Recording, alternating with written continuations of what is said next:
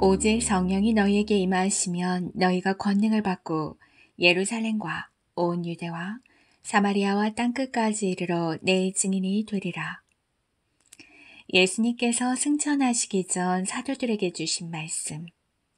실제로 이 말씀과 같이 성령 강림을 경험한 이후 초대교회를 통해 복음이 힘있게 증거되어 수천, 아니 수만의 사람들이 주를 믿게 되었어요. 하지만 예루살렘과 유대 지역에 국한되어 복음이 전진하지 못한 채 정체되어 있었지요.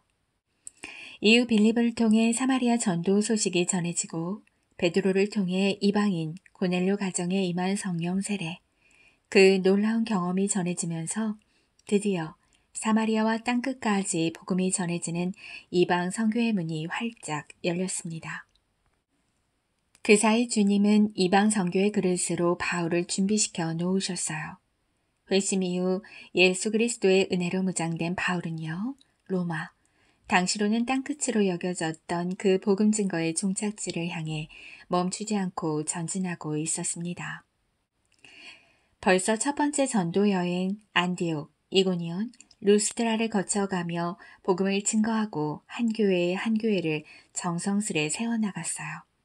그리고 이어 바울은 두 번째 전도 여행길에 섰는데 이번 전도 여행의 목적은 첫 번째 전도 여행에 세웠던 교회, 성도들을 다시 만나 더욱 믿음을 굳건히 하기 위함인 동시에 아직 복음이 전해지지 않은 곳곳에 주님의 교회들을 세워가기 위함이었지요. 그 열정이 대단하지 않나요? 하지만 그토록 복음의 열정이 대단한 바울임에도 하나님의 뜻을 거슬러 가는 법은 없었어요. 자신이 가고자 했던 곳일지라도 성령께서 막으시며 멈춰 설 줄을 알았죠. 그렇게 성령의 인도 따라 만나주는 사람들을 만나 연합하고 때론 슬플지라도 헤어짐을 받아들이며 오직 복음의 전진만을 위해 그는 자신의 주어진 생을 아낌없이 사용하고 있었습니다. 그렇게 성령에 사로잡혀 빌립보, 데살로니가, 베레아, 그리고 아덴을 거쳐 두 번째 전도 여행의 끝자락에 발을 들여놓은 땅 고린도. 고린도는 그리스 지중해 연안의 해상도시로서 무역의 중심지였어요. 자연스레 많은 상인들과 여행객들이 각처에서 드나들었지요. 아프로디테 이방 신전을 중심으로 성적으로 문란한 도시로도 유명했습니다. 그러기에 고린도, 그 땅은 유혹과 일탈이 대단했던 곳입니다. 그 어둠이 짙게 깔린 땅에 복음의 빛을 들이울 하나님의 군사가 도착한 셈이에요. 그렇게 바울이 고린도에 도착하게 될 즈음에 바울 외에도 하나님의 선한 그릇으로 준비된 로마에서 살던 한 부부도 고린도로 이주하게 되는데 사도행전 18장, 오늘의 이야기는 거기서부터 시작됩니다. 네, 그래요. 여기 바로 이 부부예요. 아내 브루스길라 그리고 남편 아굴라.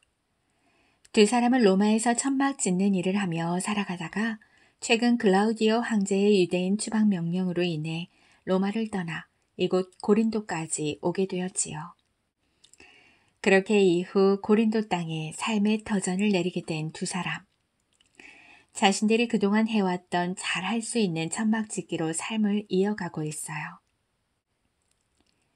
브루스길라, 우리가 어쩔 수 없이 고린도까지 오게 되었지만 그래도 이곳은 여행객이며 운동경기 참가자며 상인들까지 천막을 필요로 하는 사람들이 이토록 많으니 당신과 함께 먹고 살아가는 데는 어려움이 없을 것 같소. 하지만 여보, 이곳은 너무 타락한 도시예요. 이곳에서 우리가 흔들리지 않고 믿음을 지키고 살아가야 할 텐데요. 우리와 뜻을 같이 할 사람들을 만날 수 있을까요? 그때예요. 계십니까? 두 분께서 천막 짓는 일을 하신다고 들었습니다. 저도 천막을 곧잘 만듭니다만 혹시 일손이 부족하진 않으신지요? 막 고린도에 도착해 마땅히 지낼 곳도 없고. 필요하다 마다요. 안 그래도 천막을 필요로 하는 분들이 많아진 시기라 일손이 부족했습니다. 저희와 같이 일도 하고 함께 지내시면 어떻겠습니까? 그날부터 세 사람은요, 천막을 지으며 함께 지내게 되었어요. 그리고 금세 하나님께서 서로를 만나게 해주셨다는 것을 알 수 있었지요. 저는 주중에는 천막을 지어 팔고 안식일에는 회당을 찾아가 예수 그리스도의 복음을 전하고자 합니다. 역시 그러셨어요.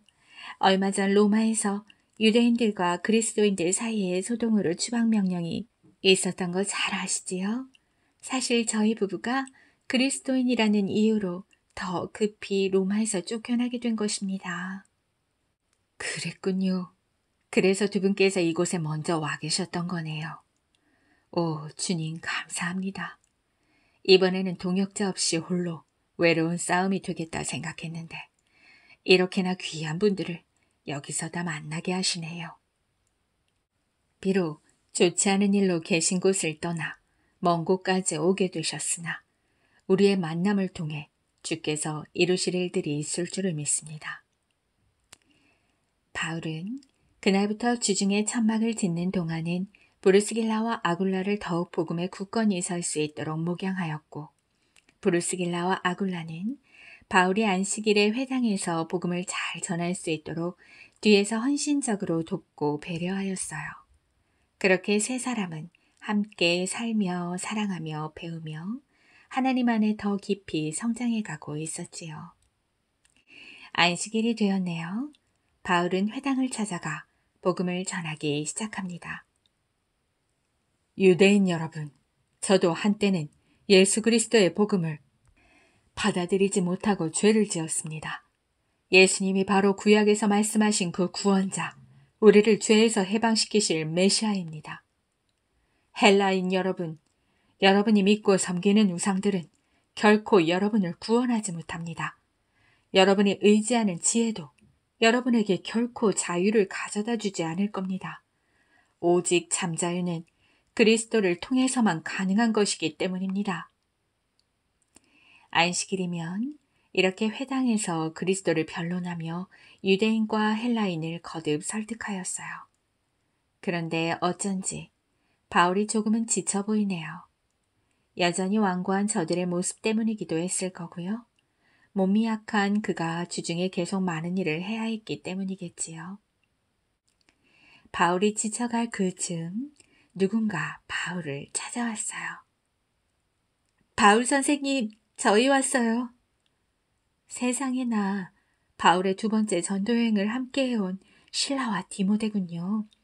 어쩜 이렇게 바울에게 재충전이 필요할 즈음 선물같이 등장할 수가 있을까요? 자네들 많이 그리웠네. 고생들 많았네. 교회들은 어떻든가? 우리 성도들 말일세. 바울이라고 왜 든든한 전도팀과 내내 함께하고 싶지 않았겠어요. 다만 세운 교회들이 든든히 서가는 것을 더 우선하느라 그 사이 디모데는 데살로니가로, 실라는 빌립보로 보내고는 고린도 지역 복음화를 위해 홀로 먼저 건너온 것이에요. 그 모든 것이 주님의 몸된 교회를 돌보고 양육하려는 목회와 목양의 목적이었지요. 먼저 데살로니가 교회를 방문하고 온 디모데가 말합니다. 선생님, 데살로니가 교회는 정말 든든히 서가고 있습니다. 주변의 본의될 뿐 아니라 선생님의 복음 증거를 위해 기도하고 있고요. 여기 이렇게 데살로니가 성도들이 쓴 편지도 가지고 왔는걸요. 오, 그래. 나도 감사의 마음을 담아 편지를 보내야겠구먼. 이번에는 신라가 말해요. 저는 빌립보 사람들이 보내준 성교비를 가지고 왔습니다. 복음 증거에 사용해달라고 하더군요. 제가 이렇게 감동스러우니 바울 자신은 더 얼마나 감격스러웠겠어요. 때때로 바울이 이런 일들로 크게 위로와 힘을 얻었다는 것을 각 교회들을 보낸 편지, 신약의 바울 서신들을 통해 우리는 확인할 수 있어요. 부쩍 힘을 낸 바울이 말했지요. 네, 이럴 때가 아니네. 주님께서 이렇게 사랑하는 지체들을 통해 힘을 주시니 게을리하지 않고 더욱 부지런히 복음을 전해야겠네. 디모데와 실라가 온 후로는요, 장막 찍기가 한결 수월해져서 바울이 복음 증거에 더욱더 매진할 수 있었어요. 저것 보세요. 더욱 거침없이 세차게 예수의 메시아 되심을 전하고 있잖아요. 하지만 하나님이 아닌 율법에 매여 있던 유대인들은 복음을 받아들이기는커녕 바울의 말을 반박하고 모독하기까지 했지요. 바울이 옷을 털며 말합니다. 여러분이 구원받지 못한다면 그것은 나의 잘못이 아닌 여러분의 책임입니다. 이제 나는 이방인들에게 가겠습니다. 이렇게 그동안의 회당 설교가 수포로 돌아가나 했는데 저기 누군가 말씀을 받아들이고 있군요. 네, 저기요. 그리곤 그가 회당을 나서는 바울을 급히 따라 나섭니다. 바울 선생님, 저는 이방인이긴 하지만 하나님을 믿고 의지하게 되었습니다. 저희 집으로 가셔서 말씀을 더 가르쳐 주시면 어떨까요? 바울과 전도팀이 얼마나 기뻤을까요? 유스도의 집에 가보니 어쩌면 딱 회당 옆에 자리하고 있는 거 있지요? 이후 유스도의 집에 이렇게나 말씀을 듣고자 많은 사람들이 모여들었으니 이곳이 고린도에 세워진 교회가 아니고 무엇이겠습니까? 유스도의 순종과 헌신을 통해 그리스보라는 회당장까지 예수님을 믿고 그 온 가족이 함께 세례를 받게 되었어요. 유대교에 신취되어 있던 회당장의 회심이라니요. 이 일이 고린도 사회에 큰 반향을 일으켜 많은 고린도 사람들이 예수님을 구원자로 받아들이며 세례를 받기에 이릅니다. 하지만 많은 고린도 사람들이 예수님께로 돌아오는 만큼이나 방해도 많았습니다. 사치와 음란으로 어둠이 짙게 깔린 그 고린도 땅에 빛을 들이우는 일이니 사단이 얼마나 바울을 괴롭혔을까요? 바울이 두려움과 눌림으로 번민하던 그 어느 날 밤, 주님께서 환상 가운데 찾아와 주세요. 바울아, 두려워하지 말아라. 주저하거나 침묵하지 말고 지금까지 잘 해왔듯 끊임없이 전하거라. 내가 늘 너와 함께하고 있음을 잊지 말거라. 아무도 너를 공격하거나 해치지 못할 것이다. 이 고린도 땅에는 아직도 내가 찾을 백성들이 많단다. 어찌 주님의 이 친히 주신 위로와 격려의 말씀에 힘을 내지 않을 수가 있겠어요. 바울은 동행해 주시는 주님으로 말미암아 힘을 내요. 자그마치 1년 6개월, 2차 전도 여행의 반이 넘는 기간을 고린도에서 지내며 말씀을 전했답니다. 이후 아무런 방해가 없었을까요? 한번 보세요. 갈리오라는 사람이 그 지방의 총독으로 새로 부임해 왔을 즈음 바울이 길을 가고 있는데 유대인들이 바울을 뺑 둘러싸더니 붙잡는 게 아니겠어요? 그리곤 재판정 갈리오 총독 앞으로 끌고 갔지요. 이 사람을 고발합니다. 법을 어기며 사람들을 선동해 하나님을 경외하라고 강요합니다. 바울이 무언가 변론하려고 하는데 갈리오 총독이 말했어요. 유대 여러분, 무슨 범죄나 악행에 관련된 일이라면 내가 당신들의 고발을 접수하는 것이 옳겠으나 그저 언어나 명칭, 당신네들의 율법에 관련된 종교적인 일이 아니요. 안 그래도 유대인과 그리스도인들 사이의 문제는 여간 골치 아픈 일이 아니니 나는 아예 끼고 싶지가 않소. 알아서들 하시게. 하며 그들을 법정에서 쫓아내었지요. 아무도 바울에게 손대지 못할 것이라는 하나님의 약속이 떠오르는걸요. 더 이상 바울을 처벌할 구실이 없다 생각하니 그들은 너무나 화가 났어요. 분에 사로잡혀 어쩔 줄 모르던 그들의 눈에 왜 갑자기 소스테네가 눈에 띄었던 건지, 혹시 그가 평소 조금씩 예수님을 받아들이고 있던 것은 아닐까요? 아니면 안 그래도 다른 회당장인 그리스보가 세례를 받은 일로 고린도의 많은 사람들이 예수를 메시아로 받아들였으니 그 책임을 슬쩍 같은 회당장에게 돌리고 싶었을 수도 있어요. 어쨌든 동지라 생각해서 함께 왔다가 불똥이 튀어 몰매를 맞게 된 소스테네는 놀랍게도 이후 회심하여 예수님의 메시아 되심을 인정하고 바울의 사역을 동역하는 그리스도인이 됩니다. 주님이 그 영혼을 놀라운 방법으로 찾으신 셈이에요. 게다가 그들의 방해로 재판정에 서게 된 일이 도리어 기독교가 불법을 행하는 것이 아니라고 은근히 용인된 셈이니 하나님의 하시는 일은 참으로 신묘막측하지요. 이제 고린도에서의 전도 여행을 마감할 날이 다가왔습니다. 정들었던 신도들과 작별하는 일이 쉽지 않았을 거예요. 저길 보니 그 옆에 브루스길라와 아굴라도 함께군요. 그들 부부가 1년 반 동안 낯선 땅에서 열심히 일하며 겨우겨우 터를 내렸을 텐데 또 떠나서 낯선 곳에 거처와 일터를 새로 옮기는 일은 쉽지 않은 결정일 거예요. 하지만 그들은 1년 반 동안 바울과 함께 살며 사랑하며 배우며 새로운 삶의 목적과 동력을 얻었어요. 바로 주께서 찾으시는 자들을 찾아나가는 복음의 전진이죠. 그 거룩한 동력이 바울뿐만 아니라 이제는 브루스길라와 아굴라를 이끌고 있어요. 함께 배를 타고 에베소에 도착한 바울과 뜻을 같이 한 두 사람. 바울은 잠시 에베소에서 말씀을 전해요. 그리곤 에베소의 아름다운 부부 동역자를 심어놓지요. 바울은 그렇게 두 번째 전도 여행을 마무리합니다. 물론 이후에 바울의 세 번째 전도 여행이 계속될 거예요. 주께서 찾으시는 영혼들을 찾아가는 복음의 전진, 가는 곳마다 교회를 든든히 세워가는 그 거룩한 열심에 바울 그는 여념이 없었으니까요. 이쯤 되니 1년 6개월 동안 바울 곁에서 잘 양육받은 부부의 삶과 사역의 현장이 몹시 궁금해지는데요. 바울이 떠난 후 브루스길라와 아굴라, 그들이 교회로서의 역할을 잘 감당해 나가는지 한번 따라가 봐요. 브루스길라와 아굴라가 에베소에 있던 당시 알렉산드리아 출신 유대 청년 아볼로가 에베소에 도착하게 됩니다. 그는 성경에 능통한 자였고 게다가 아주 유창한 말솜씨를 가져 매우 유명했어요. 부부도 그가 전하는 말씀이 궁금해서 아볼로가 말씀을 증거하는 회당에 가보았지요. 여보, 좀 이상하지 않나요?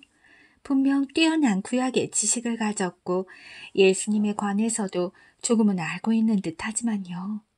아직도 요한의 세례밖에 모르고 있어요. 영향력이 저토록 많은 분이니 주님께 더 잘 쓰임받을 수 있도록 모르는 내용들을 우리가 자세히 풀어 설명해 드리자고요.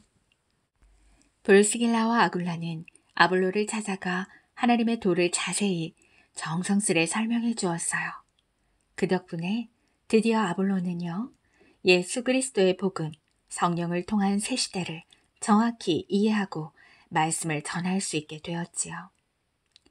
그의 구약의 탁월한 지식에 언변까지 뒷받침되니 얼마나 많은 신도들에게 큰 도움을 주었는지 모릅니다. 이후 잘 준비된 아볼로는 고린도 지역으로 건너가 예수가 그리스도이심을 놀랍게 변증하며 바울이 그랬던 것처럼 브루스길라와 아굴라 부부가 자신에게 또 그랬던 것처럼 그리스도인들을 한 교회의 한 교회를 든든히 세워나갔답니다. 우리는 오늘 한 교회 한 교회가 세워지기까지 라는 제목으로 사도행전 18장의 말씀을 살펴봤는데요. 여기서 꼭 주목해야 할 것은 한 교회 한 교회, 그것은 건물이 아니라는 사실입니다. 우리는 맞바로 교회라고 하면 사람이 아닌 건물을 떠올리게 되는데요. 그렇지만 오늘 말씀에서도 확인할 수 있듯 교회가 세워진다는 것은요, 한 사람 한 사람이 하나님의 마음으로 준비되고 하나님의 뜻으로 무장되는 일입니다. 놀랍게도 예수 그리스도를 구원자로 받아들인 사람들 속에는 목양과 목회의 행진이 계속 이어져요. 가르치고 돌보는 일들이 거듭되지요. 결코 자신이 받은 은혜에서 멈춰 있지 않습니다. 바울이 전도여행을 통해 세운 교회들, 그 사람들이요, 바울의 이어지는 전도여행을 물질로 기도로 후원했어요. 또 바울과 함께 살며 사랑하며 배움을 쌓아나갔던 부부는 편안하고 안락한 삶보다 자신들처럼 굳건히 세워질 사람들, 그 한 교회 한 교회에 대한 기대로 용기 있게 낯선 길을 나서요. 그리곤 지체하지 않고 목양의 대상을 찾아내지요. 자신들이 돕는다면 놀랍게 세워질 그 교회, 그 사람을요. 정말 그랬어요. 알렉산드리아 출신 유대 청년 아볼로는 그 가지고 있던 기량에 부부의 도움이 더해지자 제대로 복음 증거자로 꽃피었어요. 어디 그들뿐일까요? 하나님을 경외하던 율소가 말씀을 통해 든든히 세워지자 자신의 집을 기꺼이 내어주고 이웃과 그 은혜를 함께 나누게 되자 많은 사람들이 주님께로 돌아오게 됩니다. 그래요. 그들은 각기 자신들이 가진 것과 잘 할 수 있는 영역으로 교회를 세워나가고 있어요. 어떤 때는 집을 내주거나 물질을 후원하고, 어떤 때는 기도로 힘을 잃지 않도록 뒤에서 돕고, 어떤 때는 복음의 지식을 채워주고, 어떤 때는 그리스도의 편지와 같은 위로를 전하지요. 빈틈이 보일 때마다 그곳을 자기 몸과 마음, 자신만이 가진 그 특별함으로 메꾸어 가요. 그것이 예수 그리스도를 머리로 둔 교회의 연합입니다. 때로는 이렇게 만나고 모이게 하심을 통해서, 때로는 흩어져 보내주신 곳곳으로 흘러감을 통해 오늘 말씀 속의 믿음의 선인들이 그러하였듯 우리도 거듭 살며 사랑하며 배우며 한 교회로 서가고 또 한 교회를 세워나가게 될 것입니다.